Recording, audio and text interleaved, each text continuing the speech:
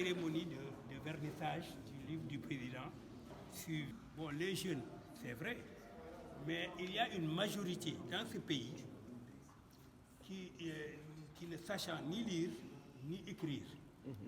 Et je ne pense pas que nous pourrons évidemment favoriser une bonne politique publique dans une langue étrangère, celle de Molière ou autre. C'est pour ces raisons que, compte tenu du taux d'analphabétisme de 54% d'analphabètes, ça c'est des statistiques, mais avec les 54,6% analphabètes, il y a quand même une majorité que constituent les femmes. Les femmes, j'ai beaucoup d'estime et d'admiration pour elles parce qu'elles sont les clés de voûte du dispositif d'un développement endogène durable. Mais elles sont plus nombreuses parce qu'on a 51-52% de femmes sur la population du Sénégal. Mais elles sont analphabètes à 62%.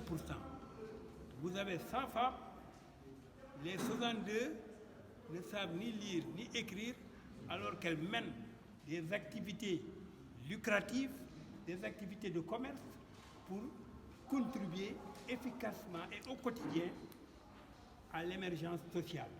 Je pense donc que nous avons lu le livre, nous avons extrait la quintessence du livre et nous savons que c'est un livre à la fois culturel, didactique, pouvant permettre aux uns et aux autres de favoriser évidemment un développement économique, social et autres. C'est pour ces raisons que nous avons choisi, et vous auriez dû me poser la question de savoir pourquoi le choix de ces trois langues, Wolof, Pulaar et Serer. Non, parce que ce sont les langues les plus représentatives. Le Wolof représente 44%, le Pulaar 22%, le Serer 14%, le reste c'est pour les autres 22 langues.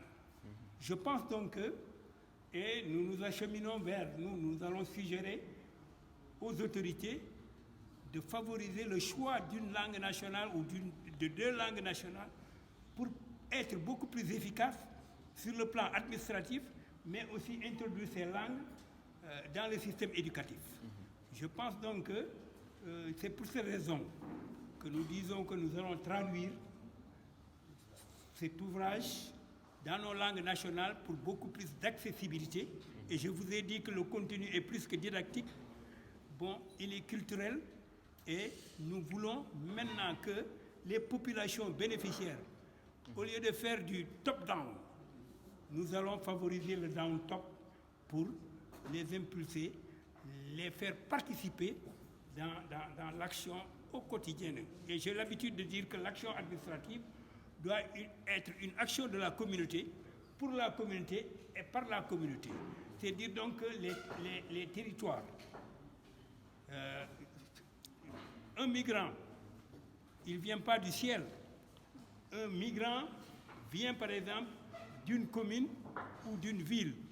Il y a donc les collectivités territoriales et je pense que l'idéal c'est de travailler davantage avec ces gens pour non seulement une sensibilisation. Vous préconisez? Si, nous avons quand même des structures qui s'occupent de cette migration irrégulière. Nous sommes là pour promouvoir la migration légale, mais la migration irrégulière, c'est source de problèmes. Et je pense que la solution, elle est là parce que nous définissons la migration comme des problématiques de développement. Mais on nous dit que la lame de fond de la migration, c'est la pauvreté. Cette pauvreté, elle est multidimensionnelle.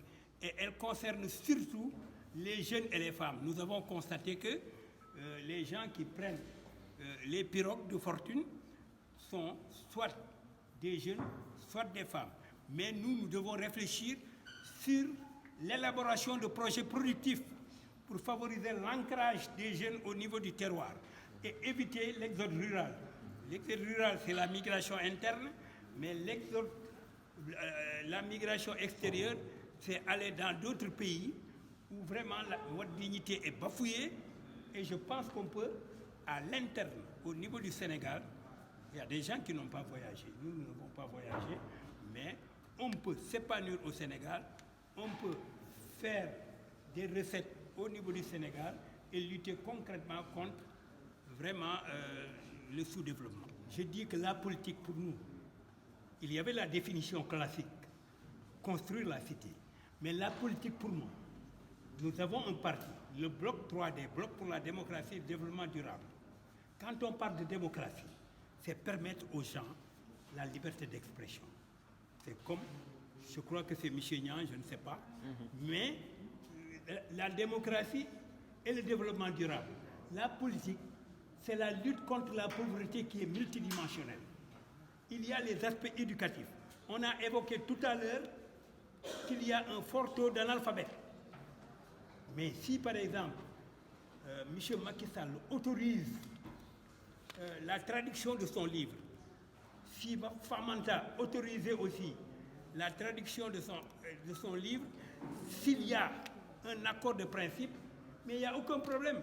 Nous avons lancé un appel à tous les écrivains sénégalais